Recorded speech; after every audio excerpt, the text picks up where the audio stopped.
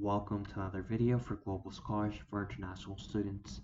And today we'll continue on with our series for tips for applying to U.S. universities. And today we'll be looking at graduates.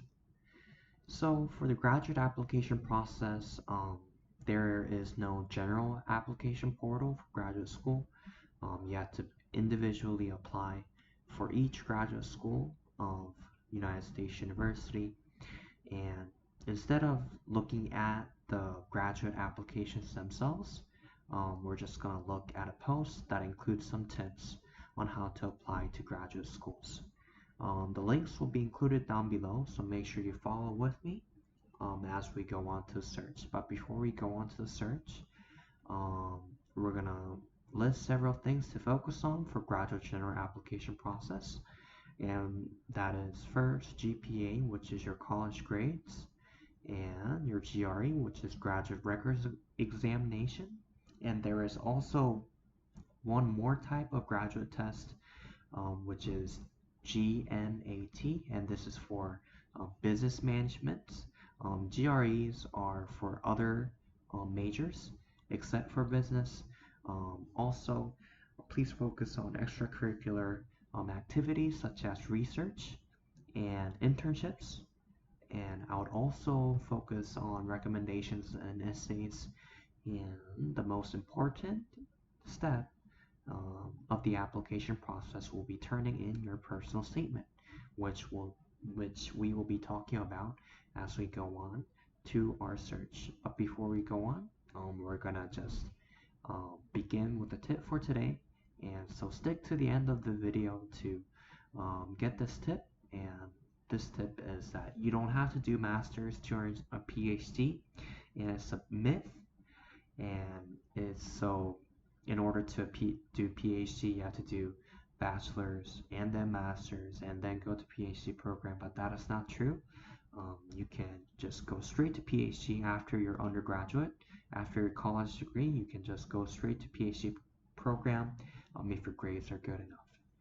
So let's get on with the search. So we're going to exit our presentation, and today we'll be looking at this post, and the link to this post will be included in the description down below, so make sure you follow it with me. So after clicking on that, you're going to see how to apply to grad school in 10 easy steps. If we scroll down, build your graduate school list. This is a very good tip, because sometimes we want to reach for the stars, and that is called dream schools. Only the top students are admitted. This would be probably Harvard, Stanford, Yale graduate programs. And also, after making your list of dream schools, you can make your list of safety schools.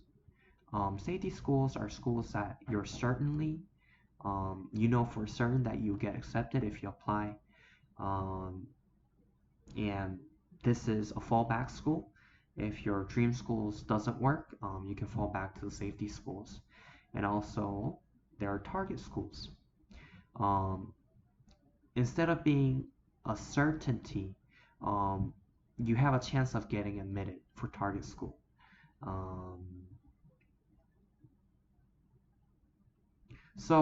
Instead of so what is the difference between safety school and target school?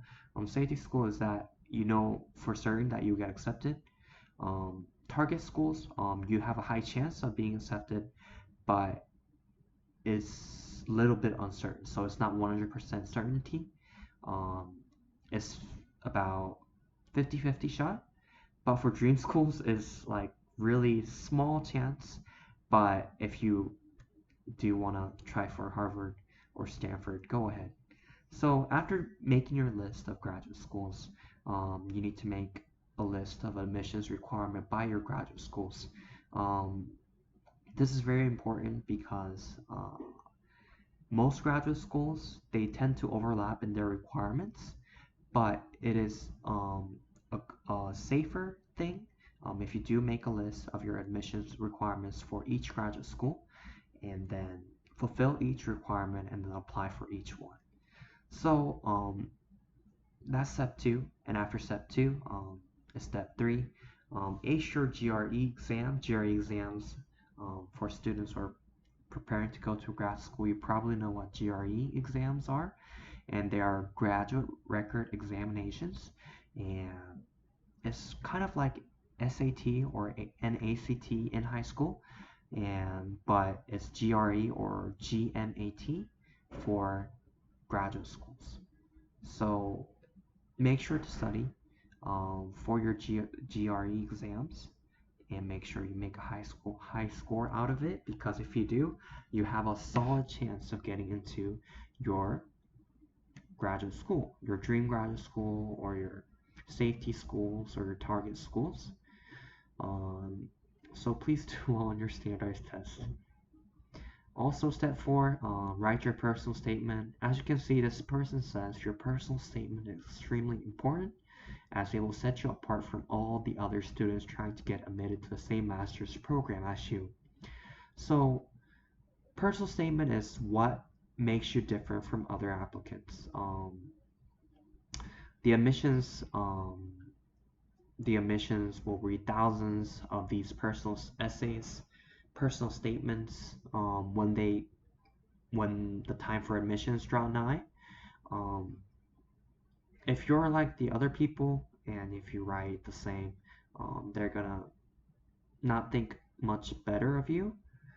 But if you make your personal statement a different and stand out, you get a higher chance of being admitted.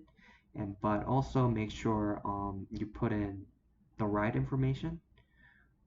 Just as this person states, position yourself in a way that shows how you'll bring value to the school.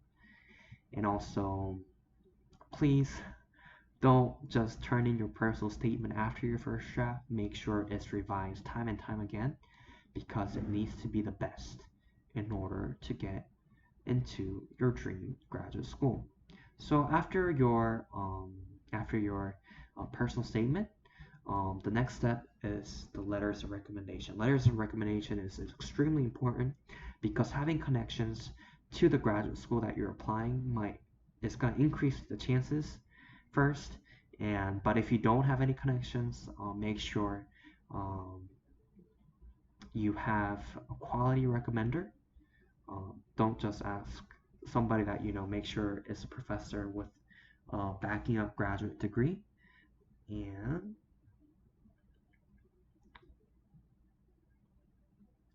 make sure to give your recommenders plenty of time, because some people don't, and that's why recommendation letters are sloppy. So make sure if you do want to have recommenders, make sure to ask your recommenders in advance. So please plan. Um, if you're in your undergraduate, if you're still in a college right now, I will start asking around your junior or senior year of college, because that would give them plenty of time to um, get heads up of the letters of recommendation. So make sure to do it in advance. Also, step 6, transcripts of your college. College transcripts is also a requirement for many, probably all of the graduate schools. So make sure to request transcripts well ahead of the application deadlines, um, because sometimes sending transcripts might take a lot of time. So make sure to do it early. Don't be lazy, please. Step 7, gather examples of work you've done. This is very important, because you've probably done, if you're like applying for med school or like a science degree, you probably did some internships or research. Um, if you did, um, submit what you did during your research or during your internship.